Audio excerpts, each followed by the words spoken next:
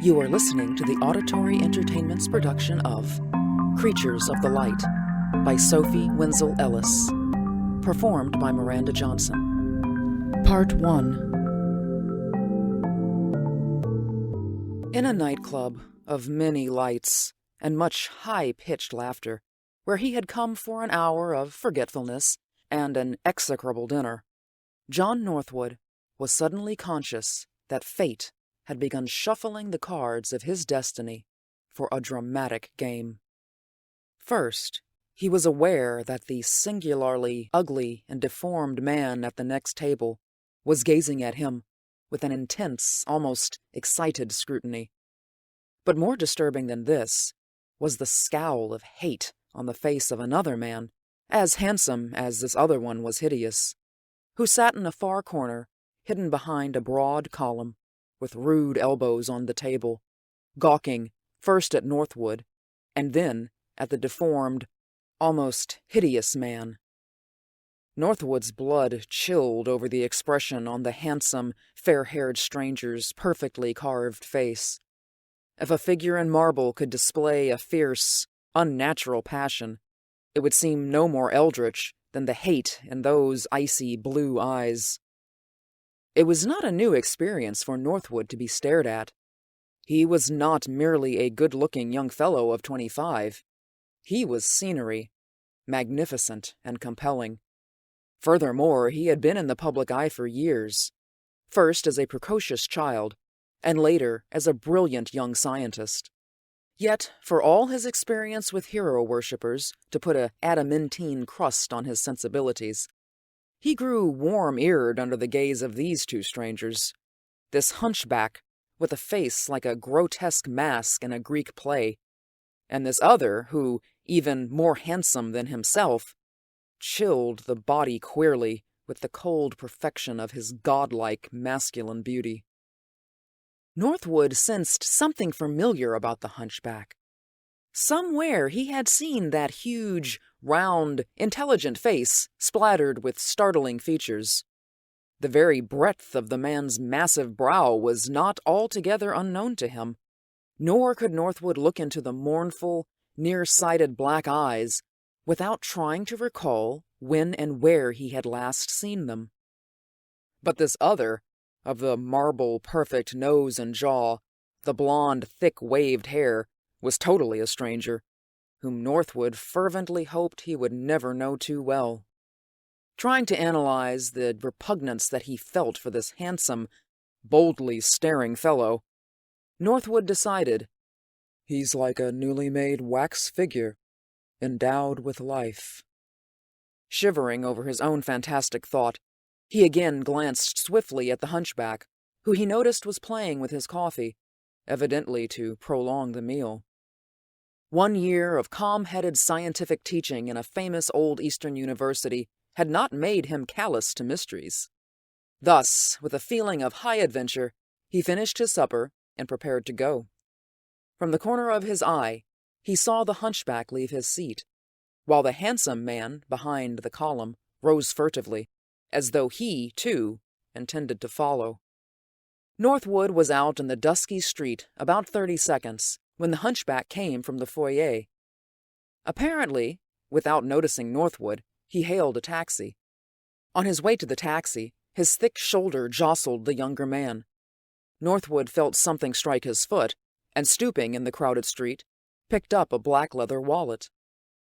"Wait!" he shouted as the hunchback stepped into the waiting taxi. But the man did not falter. In a moment, Northwood lost sight of him as the taxi moved away. He debated with himself whether or not he should attempt to follow. And while he stood thus in indecision, the handsome stranger approached him. "Good evening to you," he said curtly. His rich, musical voice, for all its deepness, held a faint hint of the tremulous, bird-like notes heard in the voice of a young child who has not used his vocal cords long enough for them to have lost their exquisite newness. "Good evening," echoed Northwood, somewhat uncertainly. A sudden aura of repulsion swept coldly over him. Seen close, with the bright light of the street directly on his too perfect face, the man was more sinister than in the cafe. Yet Northwood, struggling desperately for a reason to explain his violent dislike, could not discover why he shrank from this splendid creature whose eyes and flesh had a new, fresh appearance, rarely seen except in very young boys. "I want what you picked up," went on the stranger. "It isn't yours." "Nor is it yours. Give it to me." "You're insolent, aren't you?" "If you don't give it to me, you will be sorry." The man did not raise his voice in anger, yet the words whipped Northwood with almost physical violence. "If he knew that I saw everything that happened in there, that I am talking to you at this moment, he would tremble with fear." "But you can't intimidate me." "No?" For a long moment, the cold blue eyes held his contemptuously. "No? I can't frighten you, you worm of the Dark Age." Before Northwood's horrified sight, he vanished. Vanished as though he had turned suddenly to air and floated away. The street was not crowded at that time, and there was no pressing group of bodies to hide the splendid creature. Northwood gawked stupidly, mouth half open, eyes searching wildly everywhere. The man was gone. He had simply disappeared in this electric-lighted street. Suddenly, close to Northwood's ear, grated a derisive laugh. "I can't frighten you." From nowhere came that singularly old young voice. As Northwood jerked his head around to meet blank space, a blow struck the corner of his mouth. He felt the warm blood run over his chin. "I could take that wallet from you, worm. But you may keep it, and see me later. But remember this, the thing inside will never be yours." The words fell from empty air. For several minutes, Northwood waited at the spot, expecting another demonstration of the abnormal, but nothing else occurred. At last, trembling violently, he wiped the thick moisture from his forehead and dabbed at the blood which he still felt on his chin. But when he looked at his handkerchief, he muttered, "Well, I'll be damned." The handkerchief bore not the slightest trace of blood.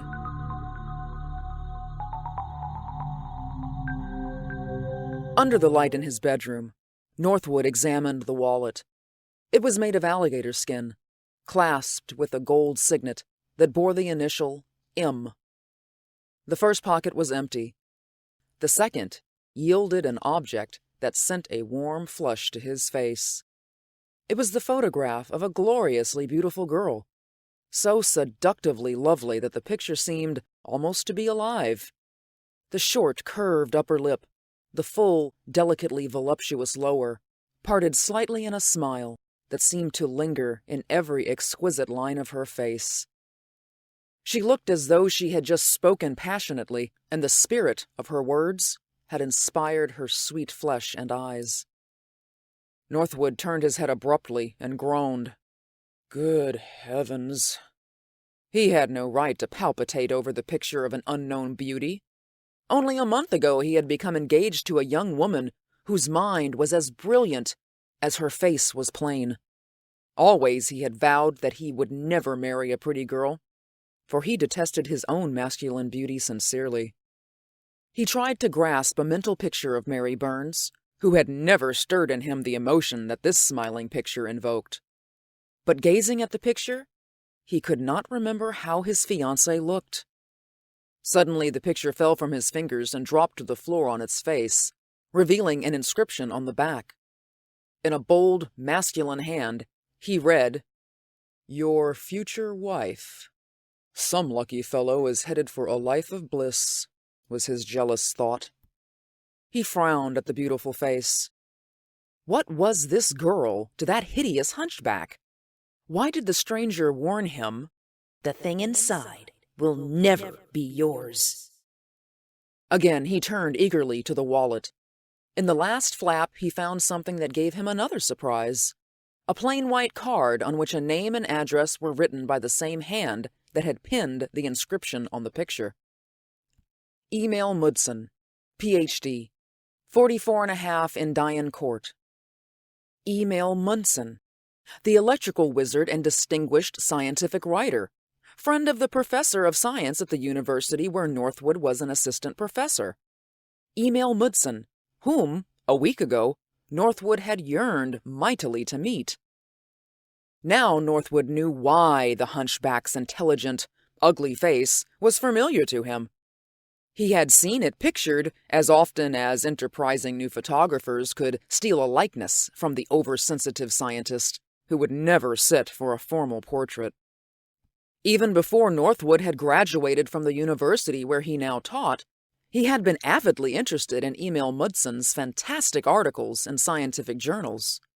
Only a week ago, Professor Michael had come to him with the current issue of New Science, shouting excitedly, "Did you read this, John? This article by Emil Mudson." His shaking, gnarled old fingers tapped the open magazine. Northwood seized the magazine and looked avidly at the title of the article. Creatures of the Light. "No, I haven't read it," he admitted.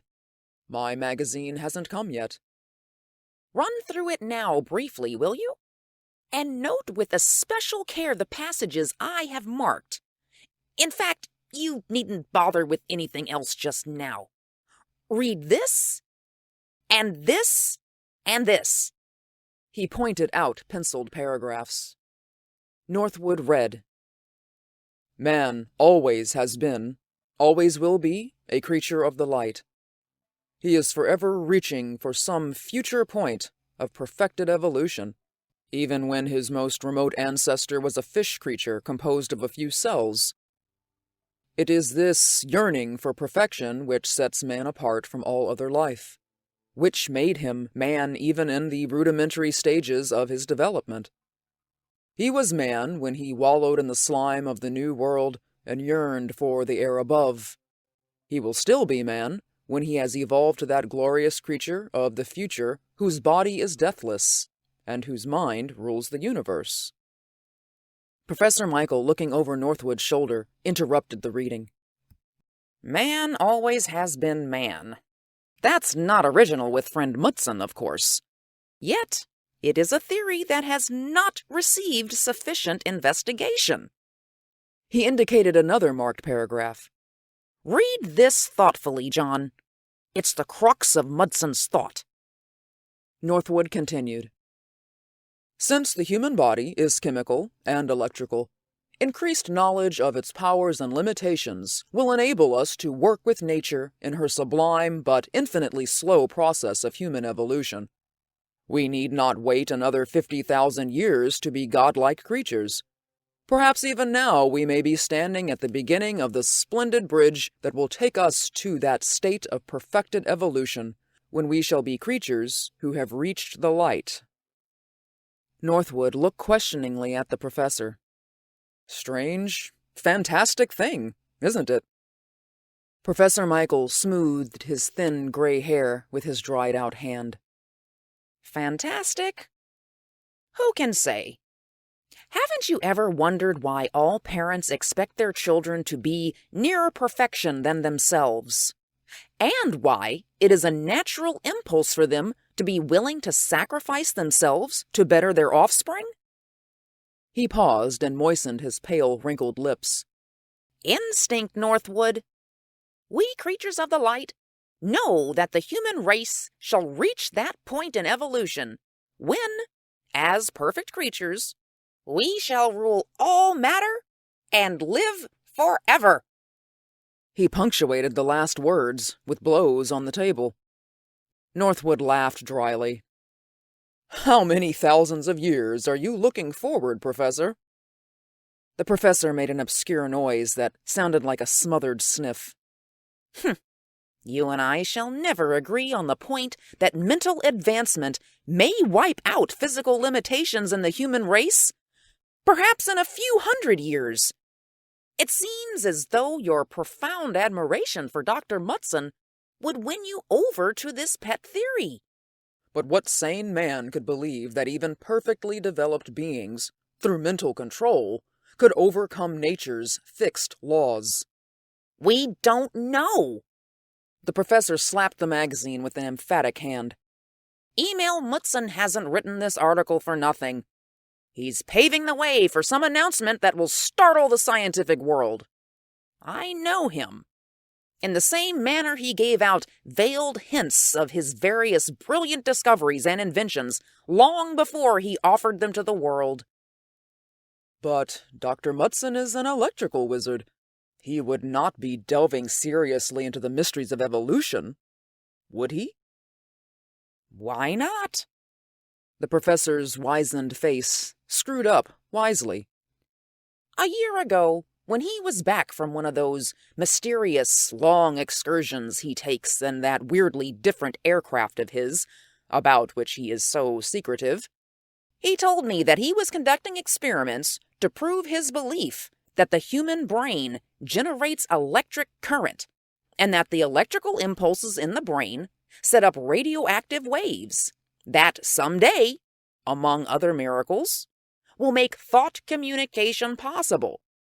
Perfect humankind, he says, will perform mental feats which will give him complete mental domination over the physical. Northwood finished reading and turned thoughtfully to the window. His profile in repose had the straight-nosed, full-lipped perfection of a Greek coin. Old, wizened Professor Michael, gazing at him covertly, smothered a sigh. I wish you knew Dr. Mutson, he said. He, the ugliest man in the world, delights in physical perfection. He would revel in your splendid body and brilliant mind. Northwood blushed hotly. You'll have to arrange a meeting between us. I have. The professor's thin, dry lips pursed comically. He'll drop in to see you within a few days. And now, John Northwood sat holding Dr. Mutson's card and the wallet which the scientist had so mysteriously dropped at his feet. It's a challenge, he said softly. It won't hurt to see what it's all about. His watch showed 11 o'clock. He would return the wallet that night. Into his coat pocket, he slipped a revolver. One sometimes needed weapons in Indian court. He took a taxi, which soon turned from the well-lighted streets into a section where squalid houses crowded against each other and dirty children swarmed in the streets in their last games of the day. Indian Court was little more than an alley, dark and evil-smelling. The cabbie stopped at the entrance and said, "If I drive in, I'll have to drive back out, sir. Number 44.5 is the end house, facing the entrance." "You've been here before?" asked Northwood. Now that you mention it, last week I drove the strangest fella here. Fella as good-looking as you, who had me follow a taxi occupied by a hunchback with a face like Old Nick. The man hesitated and went on, haltingly. It might sound goofy, mister, but there was something funny about my fare. He jumped out, asked me the charge, and in the moment I glanced at my taxi meter, he disappeared. Yes, sir. Vanished. Owing me $4 and some change. It was almost ghost-like, mister. Northwood laughed nervously and dismissed him. He found his number and knocked at the dilapidated door. He heard a sudden movement in the lighted room beyond, and the door opened quickly. Dr. Mutson faced him. I knew you'd come, he said with a slight Teutonic accent. Often I'm not wrong in sizing up my man. Come in. Northwood cleared his throat awkwardly. You dropped your wallet at my feet, Dr. Mutson. I tried to stop you before you got away, but I guess you didn't hear me. He offered the wallet, but the hunchback waved it aside. A ruse, of course. he confessed. It was just my way of testing what your Professor Michael told me about you. That you are an extraordinarily intelligent, virile, and imaginative person. Had you sent the wallet to me, I should have sought elsewhere for my man. Come in. Northwood followed him into a living room, evidently recently furnished in a somewhat hurried manner. The furniture, although rich, was not placed to best advantage. The new rug was a trifle crooked on the floor, and the lampshades clashed in color with the other furnishings. Dr. Mudson's intense eyes swept over Northwood's tall, slim body. Ah, you're a man, he said softly. You are what all men would be if we followed nature's plan, that only the fit shall survive. But modern science is permitting the unfit to live, and to mix their defective beings with the developing human race. His huge fist gesticulated madly. Fools! They need me, and perfect men like you. Why? Because you can help me in my plan to populate the earth with a new race of godlike people. But don't question me too closely now. Even if I were to explain, you would call me insane. But watch.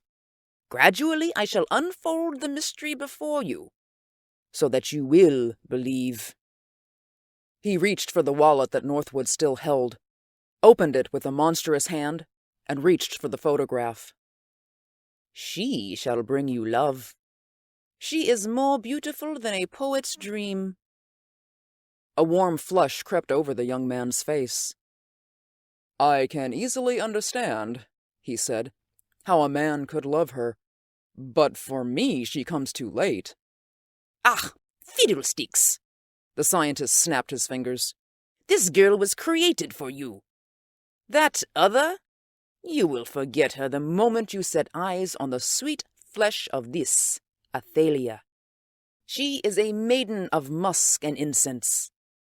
He held the girl's photograph toward the young man. Keep it. She is yours, if you are strong enough to hold her. Northwood opened his card case and placed the picture inside, facing Mary's photograph. Again, the warning words of the mysterious stranger rang in his memory. The thing inside will never be yours. Where to? He said eagerly. And when do we start? To the new Garden of Eden, said the scientist, with such a beatific smile that his face was less hideous. We start immediately. I have arranged with Professor Michael for you to go.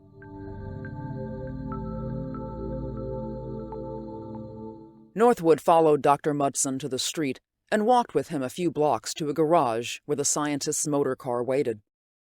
The apartment in Indian Court is just a little eccentricity of mine, explained Dr. Mudson. I need people in my work, people whom I must select through swift and sure tests. The apartment comes in handy, as it did tonight.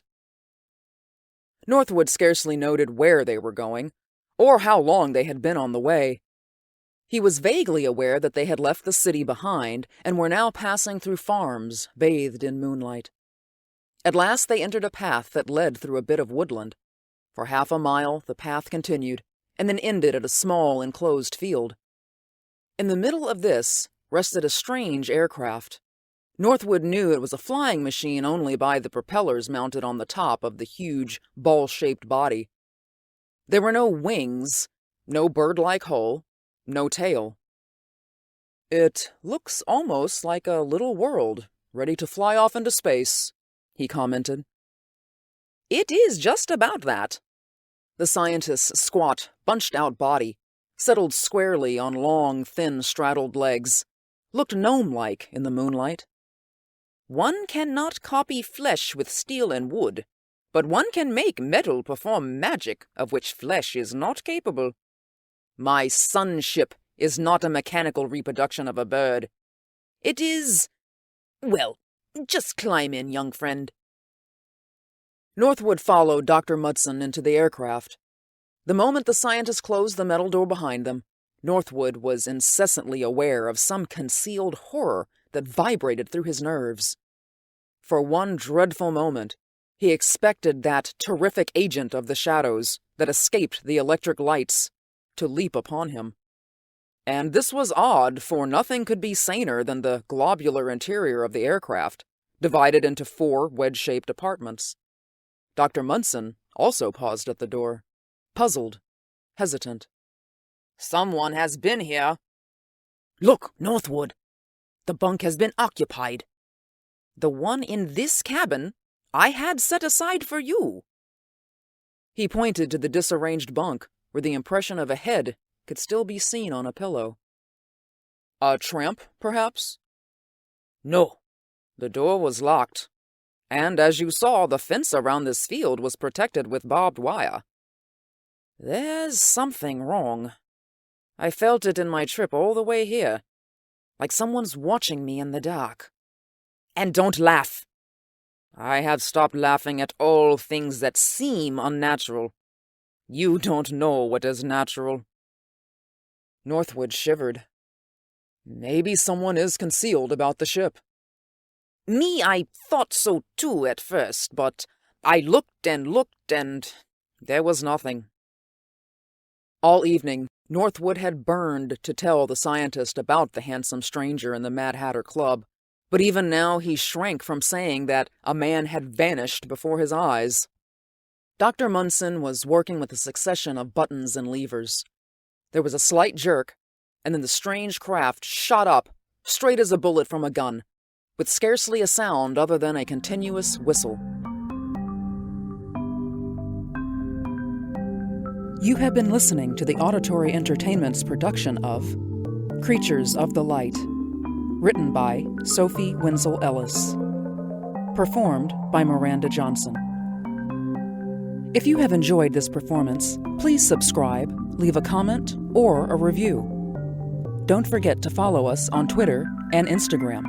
Just search for Auditory Entertainments. Thank you for listening.